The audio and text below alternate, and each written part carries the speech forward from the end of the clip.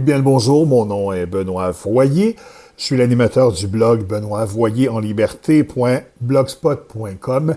Vous pouvez également me retrouver sur YouTube, Facebook et le réseau X. Je vous ai déjà parlé un peu de lui. Il s'agit de mon ami Jean-Claude Sinette. Ce n'est pas un grand personnage historique. Il a plutôt marqué mon histoire à moi et l'histoire de quelques personnes avec qui il a travaillé à Granby dans une usine de meubles puisqu'il était leur représentant syndical. Je vous ai écrit un long article à son sujet. Vous pouvez le retrouver sur mon blog. Je viens de vous donner l'adresse, le www.benoîtvoyerenliberté.blogspot.com.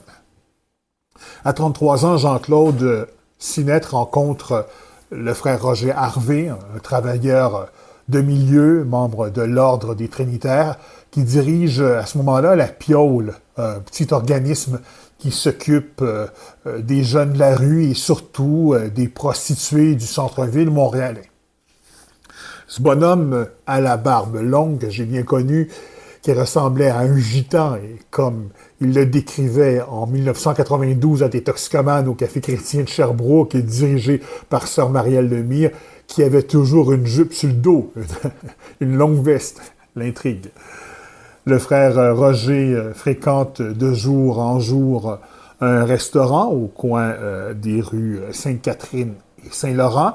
Il boit et boit du café en bavardant avec les gens, surtout des femmes faciles.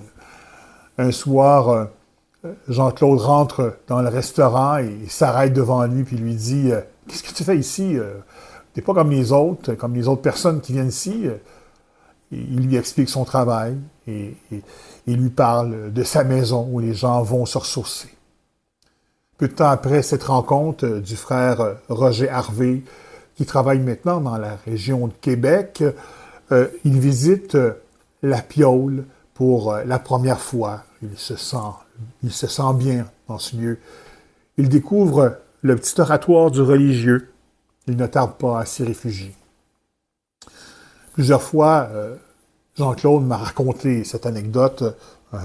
Une journée, je m'écrase au pied de l'autel, de la chapelle, et je commence à revoir ma vie. J'en peux plus.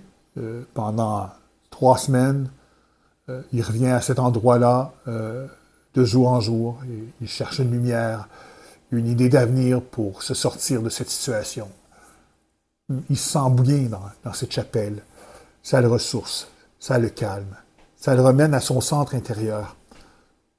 À chaque fois qu'il me parle de cette aventure, qu'il m'en a parlé, une aventure intérieure, ses yeux s'emplissaient de larmes, il était ému. Pour lui, c'est Dieu qui était et qui est présent dans cette chapelle. En Dieu, c'est ce qu'il me disait. En Dieu, il a retrouvé un père d'adoption.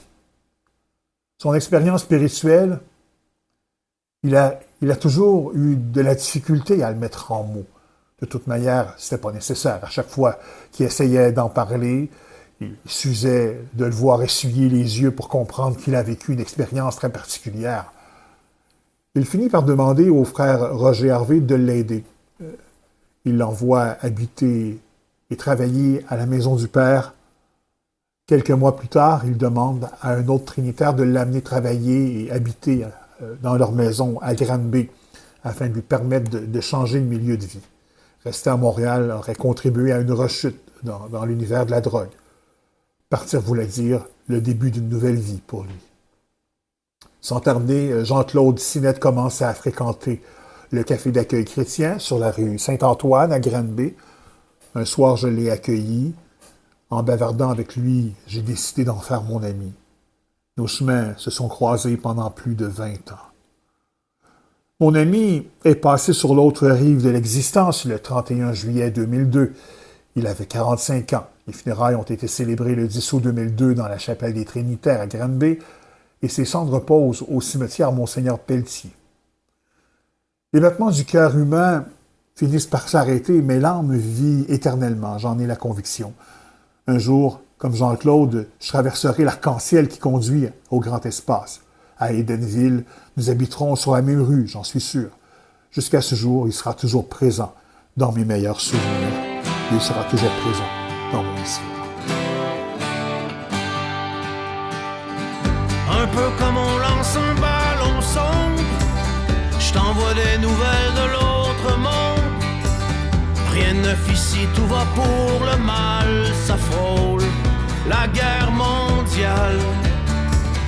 La planète est adieu et à cran, et comme les gens seront toujours les gens, ce qui se rapproche le plus de l'infini, ça reste l'humanité et l'étendue de sa connerie.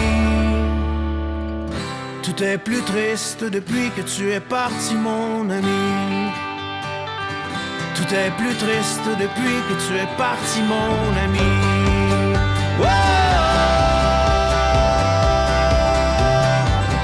Un peu comme on lance un ballon sombre, je t'envoie des nouvelles de l'autre monde.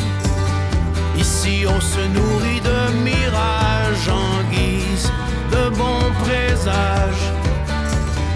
Rien n'a changé, chacun dans sa niche.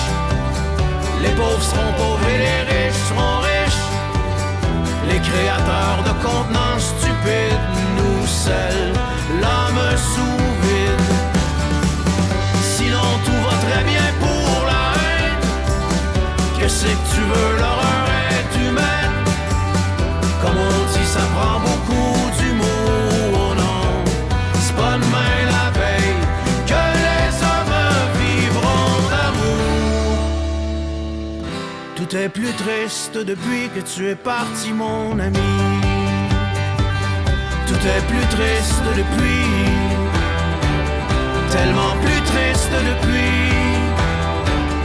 Tout est plus triste depuis que tu es parti, mon